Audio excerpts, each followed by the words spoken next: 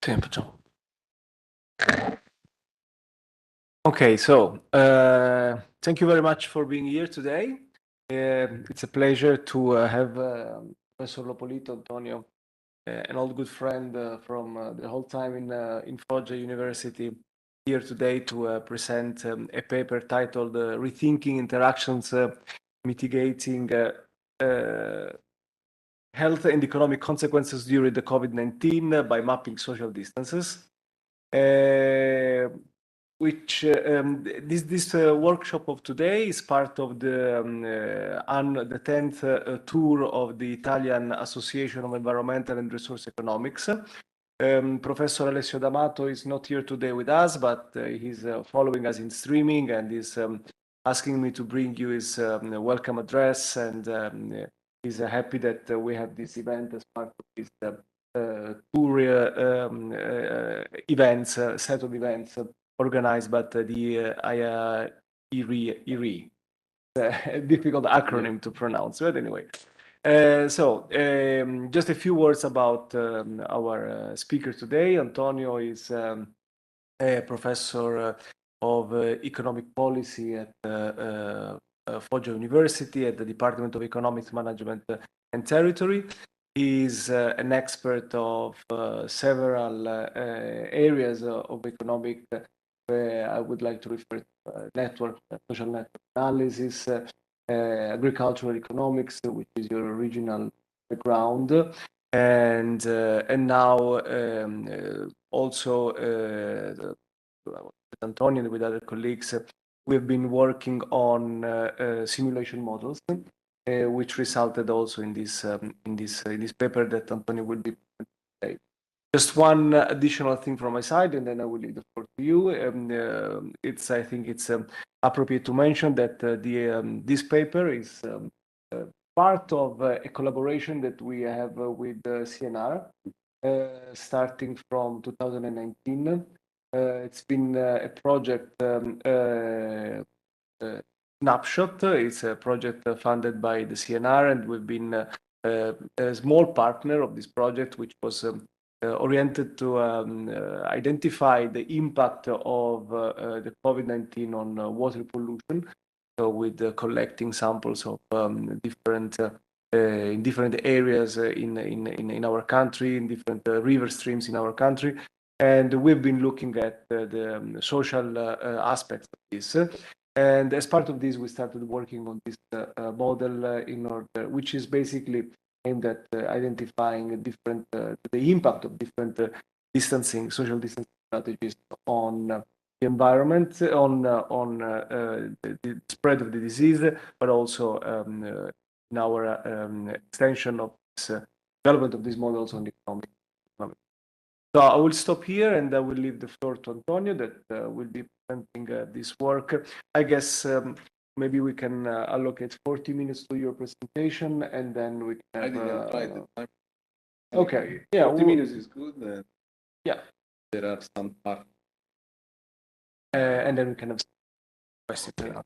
Thank you very much, Giangi, for your kind presentation.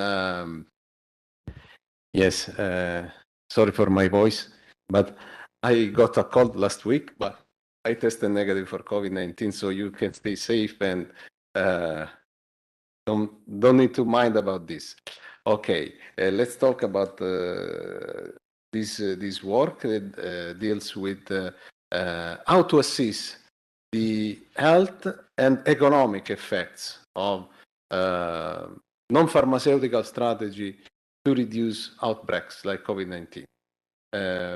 Non-pharmaceutical strategy, we mean social distancing, quarantine, isolation, physical distance between persons in order to reduce the contagion in a new outbreak. In this field, COVID-19 set the stage for the government to manage the situation, to intervene, and a couple of lessons are worth to mention here that are first, in an unprecedented manner, this pandemic highlighted how important is a rapid response in the very early phase of the outbreak, especially for an unknown new virus like happened in the spring of 2020, by means of hard intervention like an almost complete lockdown. Second, this kind of lockdown cannot last for too long. Otherwise, this would be catastrophic both for social and economic aspects. So there is a period, let's say, in the middle and before the pharmaceutical intervention, like vaccination campaign or the availability of other medicine, where we need to switch to a more sustainable social distancing strategy that allows at least for some contact. Okay, and many, not a lot, but some authors, some papers dealt with this, and the main question they addressed is we can use this formulation: how to reduce outbreak without eliminating all social costs. These are some of these papers, and as you can see from the titles, they deal with the strategies for mitigating an outbreak, for mitigating a pandemic that are non-pharmaceutical, that imply measures like school closures and social network distancing. So the topic is on this: how to use social network to contain the pandemic or the outbreak. This is from the abstract of one of these work, and they wrote adverse social, psychological, and economic consequences of a complete or near complete lockdown demand the development of more moderate contact reduction. But all this paper concentrate only on the first part, which is the effect of the social distancing on the containment of the contagions, neglecting the rest of the aspects. And here we concentrate on the economic aspect. In our paper, we bring both the perspective, that is how managing social networks is good both for the containment of the contagion, but also which are the effects on the economy. So we can say that this is our research question. In the right part, you can see this view-shaped curve. That is the main economic impact of the pandemic. This was expected in 2020, and as you can see, there is a huge drop of the GDP. So we aim to analyze how alternative social distancing strategy perform both in flattening the infection curve and also in terms of economic impact. But this presentation also brings the opportunity to introduce some other concepts that are social network, and I mean not Facebook, Twitter, Instagram. You know, these are also ways in which people interact. We mean the old model of interaction of people, and especially the structure of the connections, and agent-based modeling. We will reserve some parts on this presentation on these two aspects. We started from this paper. It is from Bloch et al., and they analyzed how several social distancing strategies can reshape the infection curve in a post-lockdown world. When you start to open, to make new, where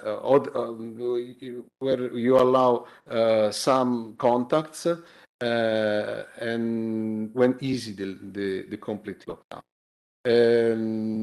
the starting point of this paper is the shape of the infection curve depends on the net and on the structure of the net, and in particular on one characteristic of this network, that is the network distance or the path length. In order to explain this point, Bloch et al. Refers to two models of networks that you can see in this picture. They look very similar, right? What do you think? Are similar? Yes. When I saw this network for the first time, yes, these are similar. Very the same shape, almost the same dimension. And if you say yes, you are right, because these two networks are actually similar. Indeed, if you count the nodes in both networks, there is the same number. Also, if you count the links, there is the same number. So these networks are similar in size and density. That is the number of actual links. But in the first case, the network A, everything is more close. The nodes, the people are more close to each other. And this is highlighted by this bold line. That is the distance from the central node to the farther. How many steps are needed to reach the sky blue node in the periphery of the network? In the first case, 6, right? Someone counted the links needed in the case B. There are 11, right? So the path length is higher in the second case. And in this model, we can divide the outbreak in abstract terms in steps. That means in each steps, the disease spread from the infected nodes to its neighbor. So in the first step, the disease spread from the C node, that is the purple square in the center, to its direct neighbors. There are 4 or 5 in the A network, and there are only 2 in the second network. Okay? In the second step, what happened? The disease spread to the neighbors of the neighbors. Can you follow me? The neighbors of the neighbor. Okay? There are these red nodes that you can see there. Okay? So in step 2, the disease reach nodes that are a distance 2 from the seed node. What do you expect for the step 3? That nodes that are a distance 3 are reached, and so forth. What we have here in this discussion? The network distance is identical to the number of steps needed to reach the node, and this means that the distribution of the frequency of the steps exactly maps on the curve of infection. You can see this here. So in each time step, the nodes at a certain distance are reached by the virus. So as you can expect, the peak is higher, very higher, in the first case, where the distance is close. So what this tell us? There is room to reshape the network in order to make things more like the second diagram than in the first. And this will flatten the curve. So there is room to implement a strategy to make this change at network level. And in this paper, Bloch et al., that I mentioned before, they identified some way to do this. In the first case, diagram A, you have depicted a sort of a real-life network where there are some closed groups here, and these groups are geographically distant but are linked by long links, okay, that are randomly distributed among groups. This is very similar. This is called small world, and it's very similar to the real-life network. We remove progressively some links from this first network to have the other configuration. In the second case, you can see that these long ties are removed, so the interaction remains very local. In the third case, other links are removed. They remove those that are not in triplets or in 4 cycles. In the last case, only some interaction are repeated. In the diagram you can see there is the number of nodes that are reached by the disease. And you can see that you have these highlighted nodes in the network that are those who are who spread the disease, that are infected, and you can see how many nodes are safe, how many nodes are reached in each time step. And as we switch to the second, the third, and the fourth configuration, you can see that the distance increase, the network distance increase, and also in the case C and D, there are some nodes that are safe, completely disconnected from the source of the outbreak. And this is more evident in the last case, of course, because here you have only some relations that are repeated. This is the basis to identify the strategy to reshape the social networks and to see which is the effect on the infection path. And this is exactly what they did. That is how these 3 configurations are compared with respect to the objective to contain the outbreak. And they gave a name to this strategy. The first is seeking similarity. Why? Because you remove the long link, and only those people that are similar from a geographical point of view or for other characteristics, let's say demographics or related to their background in their local region, connect each other. So the first characteristic is, if you have to, the first strategy is, if you have to remove some contacts, and you need to save only some contacts, seek similarity. That is, save the contacts that are similar in the first case. In the second case, they call these strengthened communities. In this case, only the cliques and the very close community remain in contact. And these represent a further shield against the virus. Indeed, some groups remain completely disconnected. And in the last case, build social bubbles. That is, make these bubbles and do not reduce the relations, but repeat the relation only with some people you have to select to remain in your safe bubble. How this strategy impact on the curve of effect?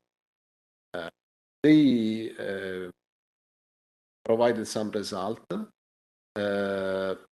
using a simulation method based on an agent-based,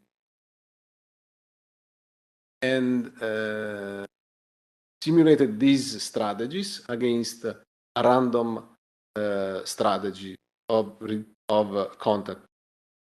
This introduced also this part of it. What is agent-based model? I used this picture to illustrate this. You can see this nice bank of fishes that move around.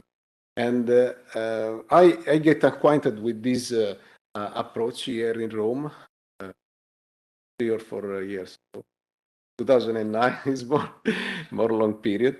And I attended the summer school in Siena Center, not so far from here, in June, exactly in that week when Michael Jackson died. I remember this because the journals gave this news, and it was very interesting because we passed 5 days with these smart researchers explain us how to deal with this interface that is called NetLogo. I'll show you then. You can use to program to make your model to build your artificial society. This is very, how to say, interesting to me, and I spend most part of the next weeks, also in the night, trying to model my own model, and then we published something together on this. And also in the night when I went to sleep, all these points, lines, code remain impressed in my eyes. Also in the kind of code you want.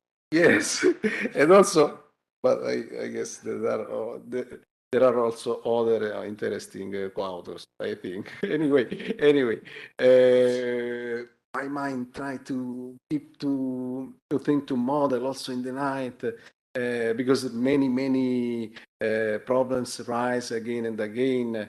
And yes, my wife was not so happy about this, but how I get more comfortable with modeling, then I became able to manage this situation. Anyway, this is to say, why I was so interested in this.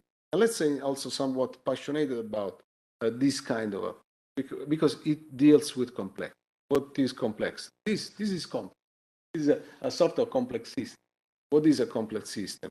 It's made of many units that are different from the system. They have their own characteristics, their own rule to follow, and they act driven by their own objectives.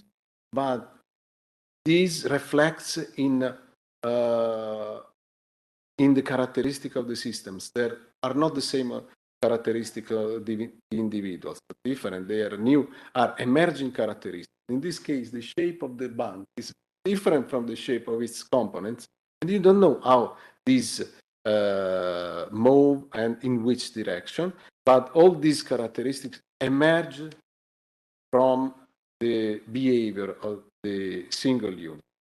And indeed, this is the definition of a complex system. You have a system composed of interacting units with emergent properties that sometimes are unpredictable. These are the 4 primary objectives of agent-based modeling research. Empirical understand. By simulation, you want to know why some particular specific global regularities emerge, also in absence of a central plan. The second is a normative understanding. How can I reshape the system? How to design effective intervention? And there is also some theory generation. Try all the potential dynamical behavior of the system to draw some theory. And third is the methodological.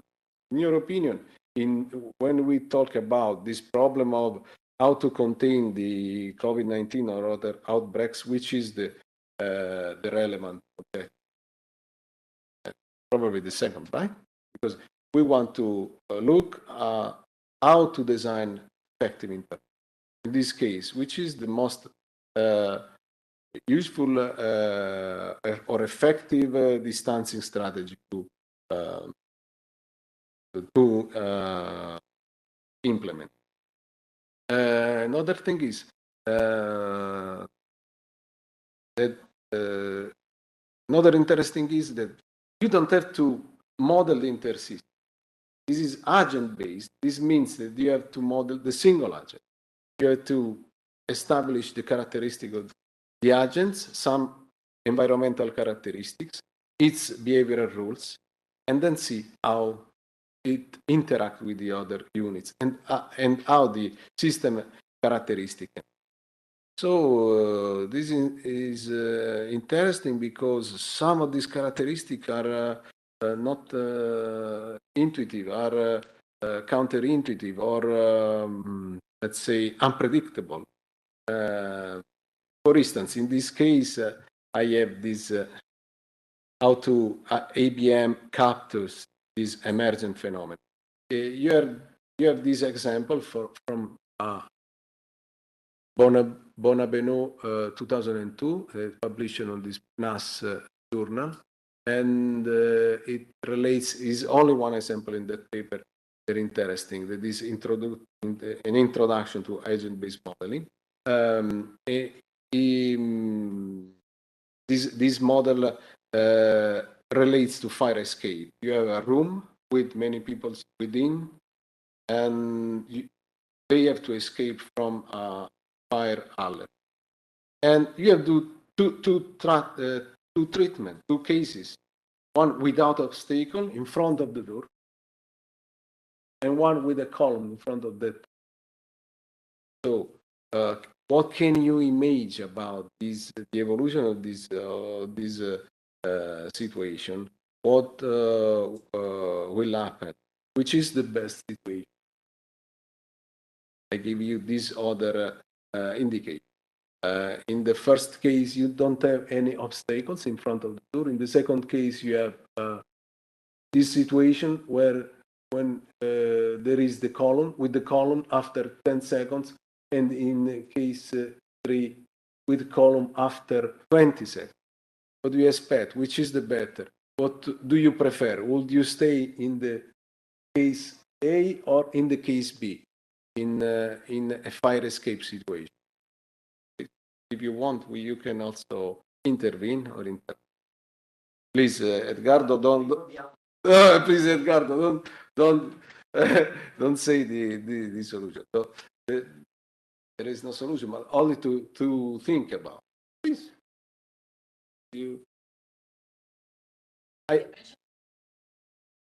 it's the same, yes.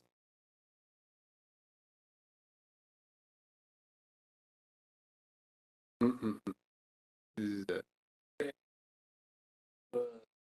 yes, at least.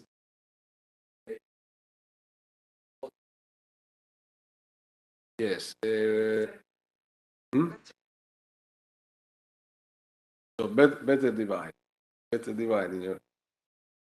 Of course, I prefer to avoid this situation at all. Anyway, as Edgardo, I know the answer, and I prefer the second situation, the one with the column.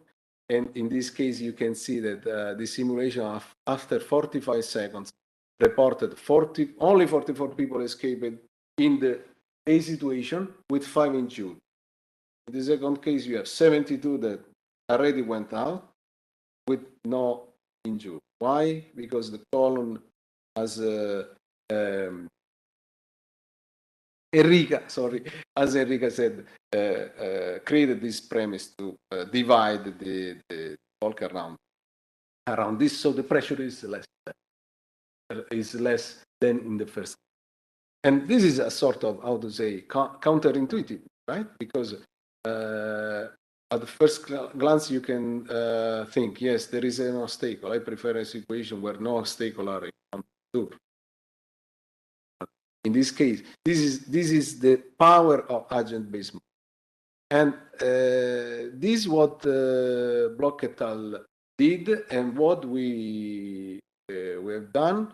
This is their agent-based model, and this is the model we extended to bring also the economic aspect. Let's start from this. This is the flowchart of this situation. This is a SAIR model. That means you have 4 kinds of agents that are the susceptible, exposed, infection, and recovery. And you have several operations they make. Okay? there are also some colors in the square, and they means that they are dealing with susceptible or exposed or infected. So,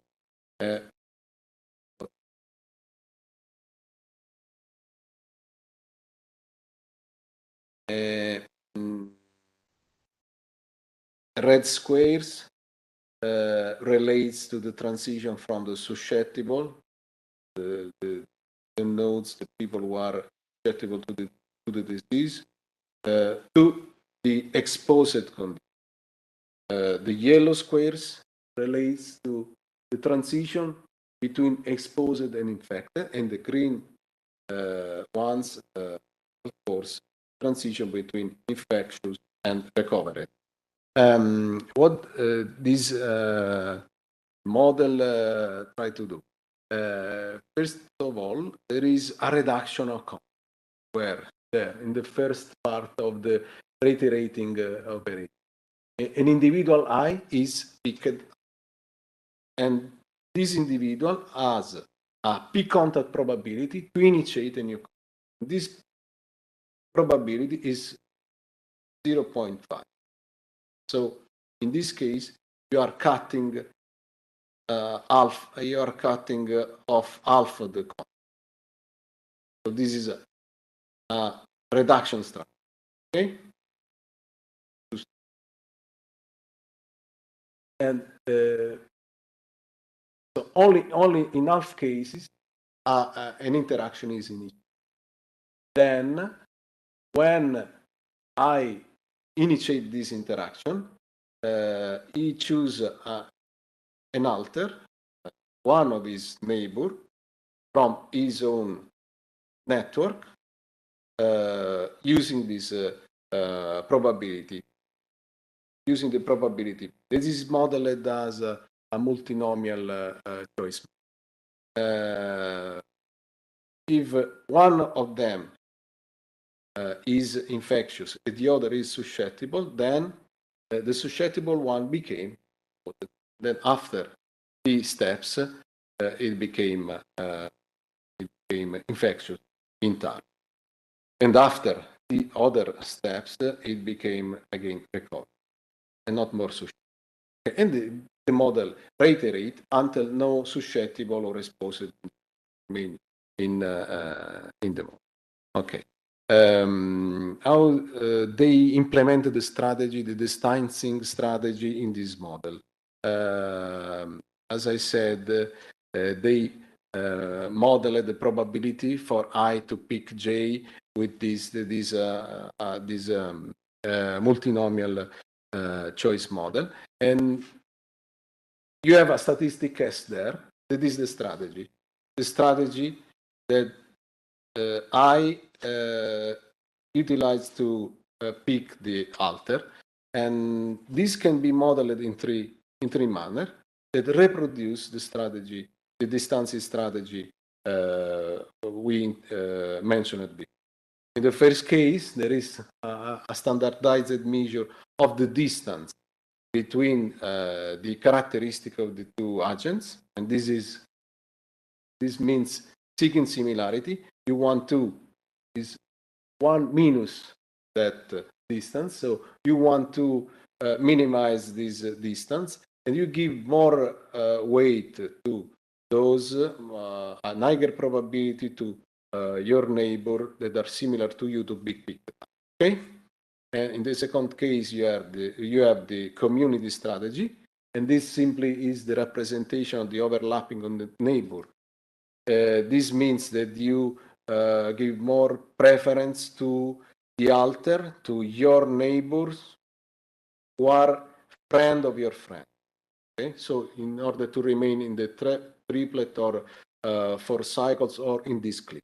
Okay, the third is the repetition. Do you prefer those with whom you have already interacted? Okay, they model this against a null model, that is no 50% contacts cut off, and against a random strategy, that is 50% cut off, but without statistics. Okay, and that's the result. of course, the blue one is the null model. Then you have the other 4 strategies. The random one, that is among the strategies, the one that does the higher peak. And then you can see that applying social network theory, you can effectively flatten the.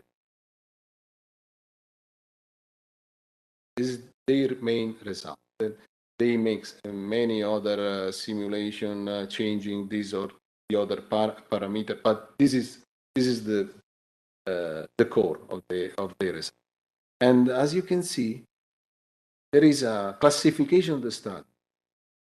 They are saying the strategies is needed in order to flatten the curve and don't make this overload on the health system. But which is the best strategy?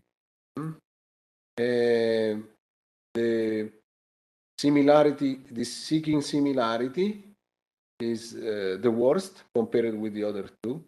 Then you have the community strategy, that is the green one.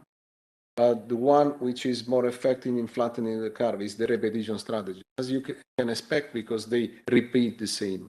They repeat the same. Okay? But yes, you can flatten the curve applying this.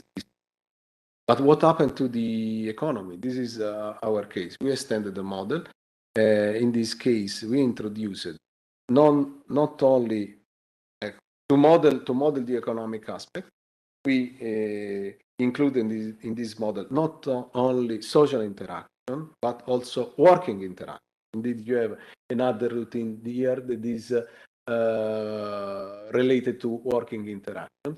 1 out of 6 interaction is from of working net. Okay. In this case, how we measure the economic impact of the output is calculated as the number of working interaction lost. Why? Because one of the two agents which are in interaction is infected. The effectiveness of the distancing strategy is the opposite, measured as the number of work interactions, which are the results. There is also another adding routine that relates to the working interaction, that is yes, some of the social interaction can be also conceived as working interaction. And this relates to the case that some colleagues can have working meeting also outside the job, outside their job place. Okay, and we calculated the new infections and the number of working interactions. And this is the famous NetLogo interface I used to program this. This was that points and lines I mentioned you before that follow me since 2009, and these are the results. In the left part, you can see these infection curves that are completely similar to those from Block et al. So this is also a check, robustness check of the model that gave almost the same results. And also the ranking of the strategies is similar.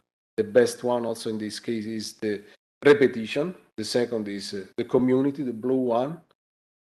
And the third is seeking similarity. And the fourth, of course, is the random strategy. But what happened if we look at the reduction of working interaction?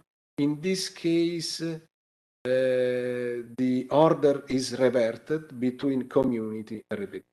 As you can see, the blue line is above all the other lines, because this strategy give more, preference to those contacts that are from the same organization. And many of these interaction can be conceived as also working interaction or working meetings outside. So what we can say about this is an interesting result. What do you think, Giangi? Okay. The first thing is, as Rocco said, there is no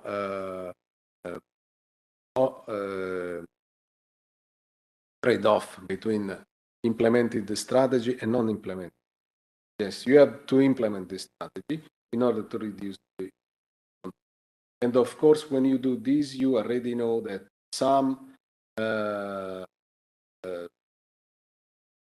working interaction will be lost. But when you have to select the exact strategy, yes, it will be a trade-off between less contagion or less working. To analyze this aspect, this is Rocco's duty. We use this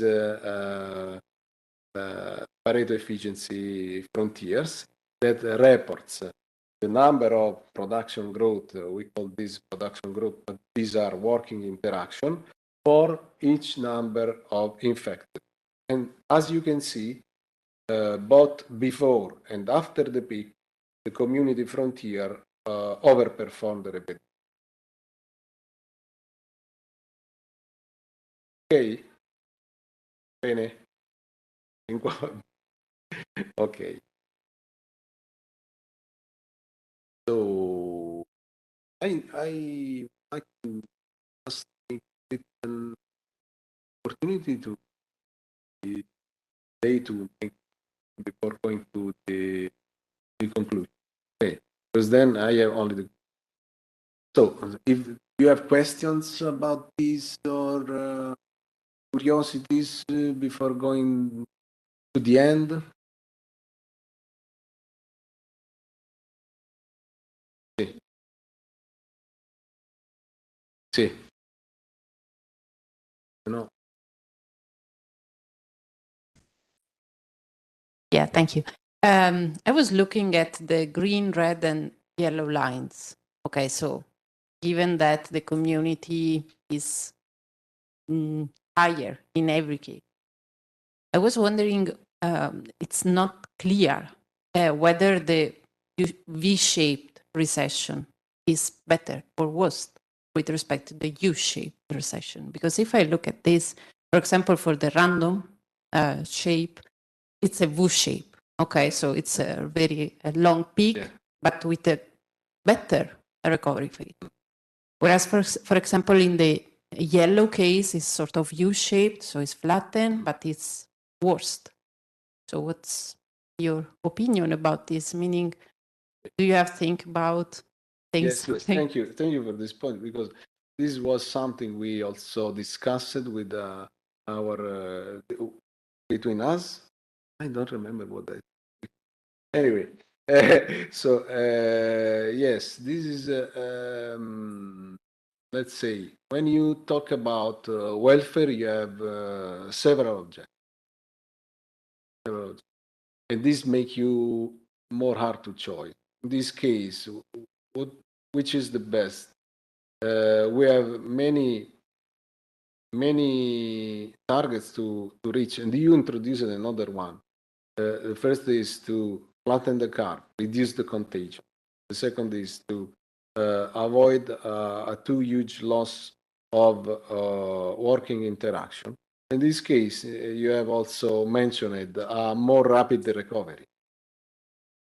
So, yes, we need to, at this point, to use some weighting system to identify which is the best strategy. And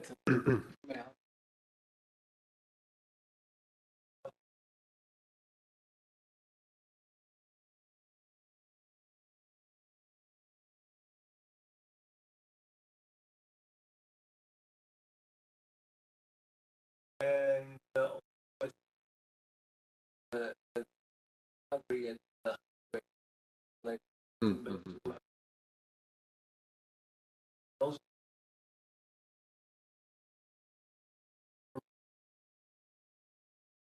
pretty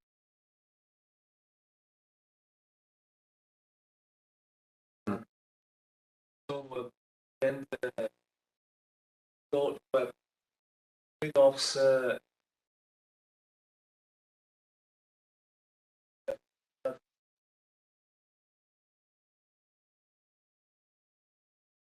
also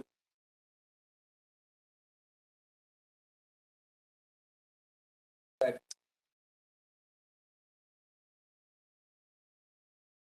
at the end of the day trade-off.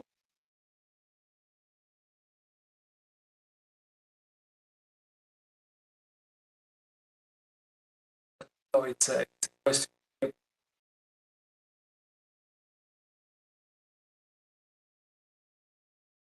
Summary or you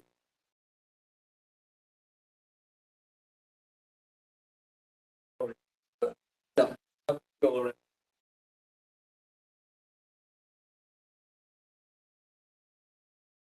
really I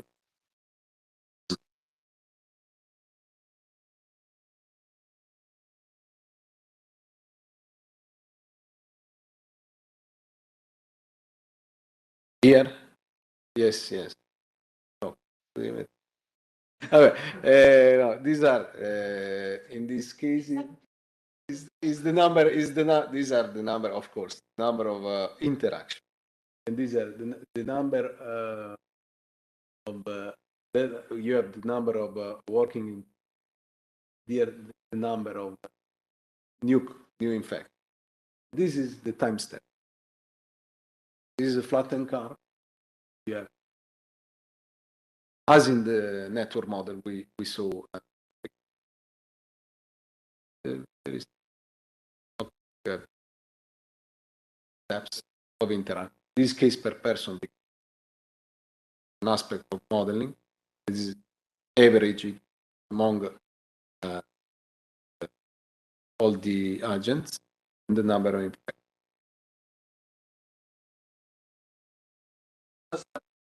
assume that We're working in. This is the drop in the work. This a working interaction does not happen if one of two or both are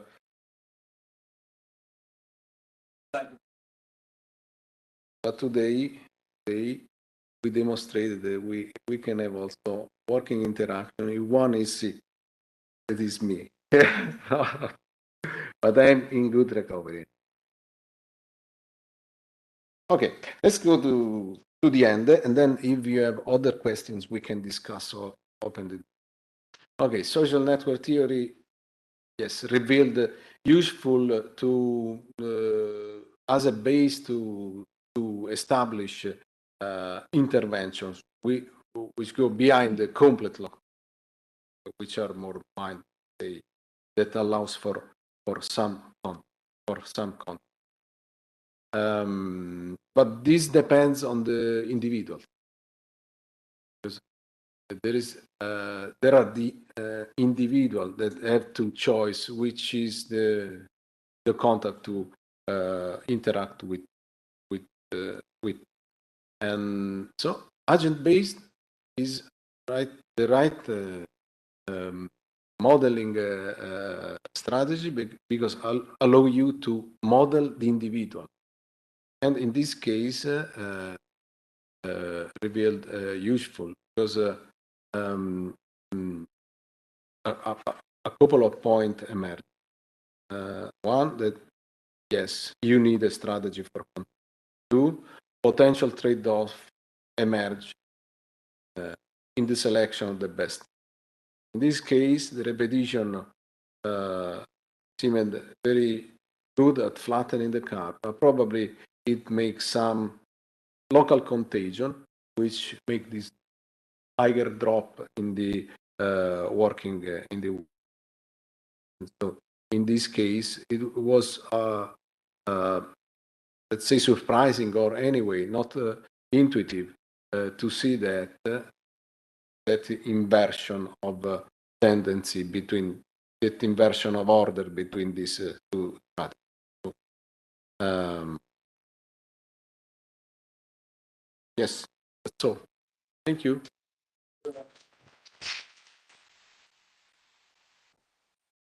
Any other question?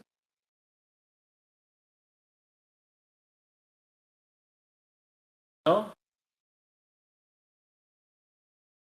But you are one of the authors. Sorry. Go back to the two first. Okay. So, if I'm not wrong, here we also said something about the healthcare capacity. So the healthcare capacity, because we said that basically, if obviously you have a low healthcare capacity, the unique things that you can do is to adopt a repetition strategy.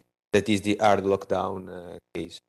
And so, if you adopt the hard lockdown strategy, so the repetition strategy, you considering the working interaction, you have a situation that is not the worst possible, but something in the middle at the end.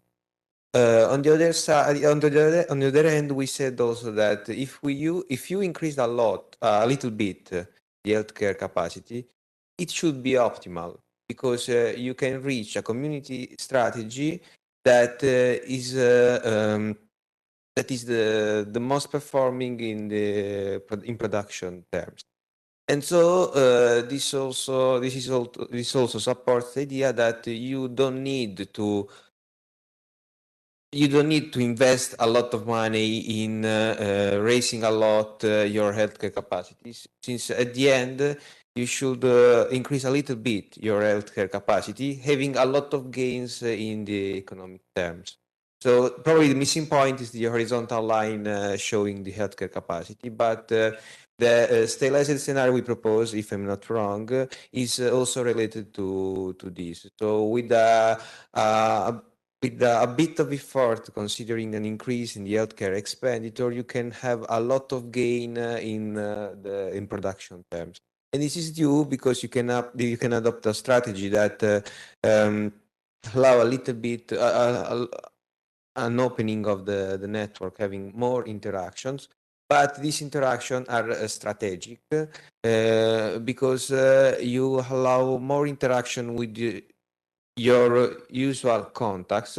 That, for instance, if your usual contact, so if a coworker has already had COVID-19, at the end you can meet these more times in the future when he is recovered, so he's no more susceptible in our case, and you can have more contacts and more working contact. While repetition strategy in this case is too much restrictive, because it doesn't allow you to meet, to have other working interactions that are not dangerous and feasible. With the community strategy, you overcome this issue, because you have more interactions and not dangerous, more safe a higher number of safer interactions.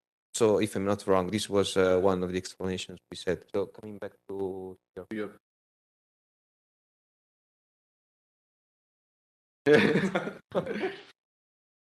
Yeah, thank you. Now for me it's more clear, but I think maybe it's my fault. I missed the connection between infections and healthcare capacity, meaning that what is the relation that you set in this case? Because you started the presentation with the number of hospitalizations, that it's clear, obviously, it's the measure that usually we look at. But as we know, for the last waves of pandemics, infections is not strictly related to hospitalization. I think that this work is located to the first stage of COVID. The initial, you refer to this slide. I go back. There are many, but it was the to to context this. Okay, you have to intervene with the lockdown in the very early stages, but there is a period, let's say, not very at the beginning, but in the middle and before the pharmaceutical strategies that needs for more easy restriction. And this is the context. So the research question is referred to that period. How we can reduce the curve without eliminating all the contacts. So this was not strictly related to the carrying capacity of the carrying capacity of the health system has been put under stress mostly because of therapy intensive care unit, and reaching the limits of intensive care units. And of course, this is something that there is a stronger relation between number of infection. There is a different relation between number of infection and healthcare units needed before the vaccine and after the vaccine. So the vaccine change is a game changer of all this kind of modeling. But still, the point that Rocco was making is basically adding another variable into the policymaker decision. So the policymaker can take a decision also balancing out what it will cost to invest in more healthcare intensive care units and the amount of money that you can save, because this will allow you to go for a strategy where you don't have to strictly minimize the number of infection, but you go for a strategy that is kind of halfway through, and which is performing best in terms of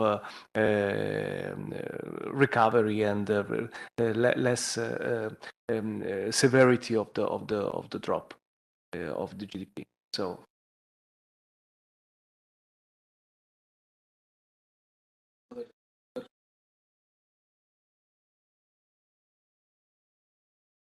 Okay.